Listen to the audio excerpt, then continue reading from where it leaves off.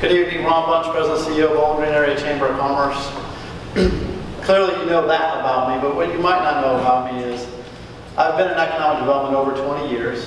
This is my 6th leadership position in 4th state. Kentucky is in fact the first state I've worked in that's not a right-to-work state.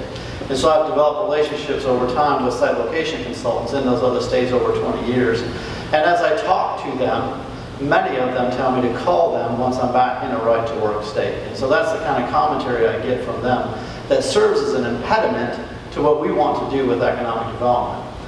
Another fact you may not know is I'm one of only maybe a handful, maybe 10 in the entire state of certified economic developers. So I've been certified by our international association to do economic development. So that lends a little bit of credibility to my role in the profession. So you see here on the first slide when right to work passed in Warren County, first county in the nation to do that. And I can tell you this chamber stood there in strong support of that leading up to that, and the chamber supported right to work at a state level and the concepts behind it for many years, as far back as anyone can remember. And that's because it makes a difference in economic development. And we do economic development to grow jobs that increase the quality of life for all the citizens in an area. And that's why we as a chamber support right to work and support Warren County as they rolled that forward. On that day too, I also remember walking out of there and calling some clients that are on our current prospect list to tell them what Warren County did to improve the business climate, and they had a very positive reaction to that. And we began a marketing campaign that very day, making sure that site location consultants and others knew that Warren County was now fully open for business. So here's some additional facts we want to put in front of you all, and we can make this PowerPoint available to the media if you want any of this information. But as we, in a profession, have talked with the site location consultants, and these are the individuals who work projects on behalf of companies to help them identify the potential locations where a project could go that could provide that economic benefit for years to come. And when you talk to those site location consultants that are working with all these different companies, you find out that in some cases, 75% of their clients, so 3 of 4, say they only want to look at right-to-work states.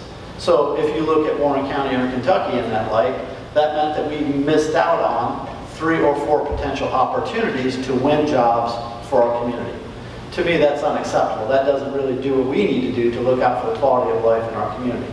Then you talk with other site location consultants, and they'll tell you 40 to 50% way right to work is a pass go, meaning if you're non-right to work, you get eliminated before you even get to see the project. So I'd much rather be in a position to see a company, to hear about their interest, and to compete on the level playing field with other states than to be eliminated before we even have an opportunity to try to land a project that will help put meals on the table for lots of families in the community.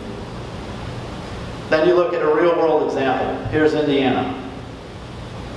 100 new projects, 10,000 new jobs, $3 billion in capital investment that relate back to their passage of right to work. That's huge. And you'll see some Kentucky numbers in a minute that'll put that into a perspective, but remember those figures. 100 new companies benefiting, what, 10,000 families in that state, investing $3 billion in that state. Don't we want that kind of thing for Kentucky in our area? I think we do. So. Then, since I've been here, there was a project that looked at our community, and I met with this project. So this isn't a hypothetical coulda, shoulda, woulda. This is a real life deal that lost. Kentucky lost, that went just over the border of Tennessee. So wouldn't we love to have had $45 million investment and 300 jobs? Well, we took that specific project, and we took the wages from that project, and we took the number of jobs, and we plugged it into our model, our economic model, that's geared for our community. And when you look at the impact of that over a 10-year period, you may not be able to see it because the panel here, but I'll tell you, the economic impact of that was $700 million. $700 million. So that's dollars spent with all of our chamber members, supporting many businesses, from Wendy's to insurance to copiers to CPAs to attorneys. It's that ripple effect that happens with economic development that spreads to the community. So we could have had, we competed for $700 million just in one project. So 100 projects, one project. Since that time, since December 19th, Here's the numbers that we've posted in our pipeline. 47 new projects. So we started our marketing campaign on December 19th, outreaching. We have 47 active projects in our pipeline right now.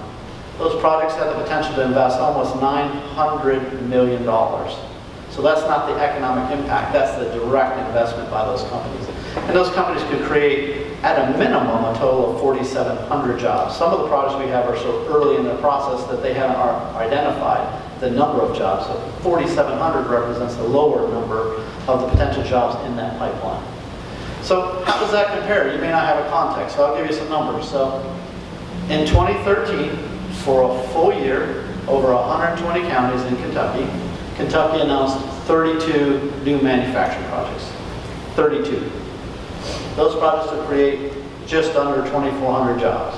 So I'm not great at math, but 47 looks a lot bigger than 32, and we're only in part of a year. That's not even a full year, and we're one county. Then when you look at 2014, similar results for Kentucky. 32 new manufacturing projects announced in the entire Commonwealth of Kentucky, 120 counties, over a 365-day year. 2,200 jobs potential on that. So look at our job potential compared to that, and it's not even a full year in one county that's less than 120,000 people. Kentucky's over 4 million people. And so you can see the kind of difference this makes. And so what would the numbers be if the whole state was right to work? What are the opportunities that we're missing? You already saw the Indiana numbers, so if you compare our results to Indiana, 68 less projects, 7,400 less jobs in 1 year. What a difference that would make in generating revenue that can be spent on education, that can support all the businesses in those communities where those companies locate. The opportunities are huge, and so that's why the Chamber supports right to work. That's why we've been behind this, and we are in support of economic development. That's our primary reason for supporting right to work. And the initiative, the leadership provided by Warren County and others has made a difference in our line of work, which is doing economic development.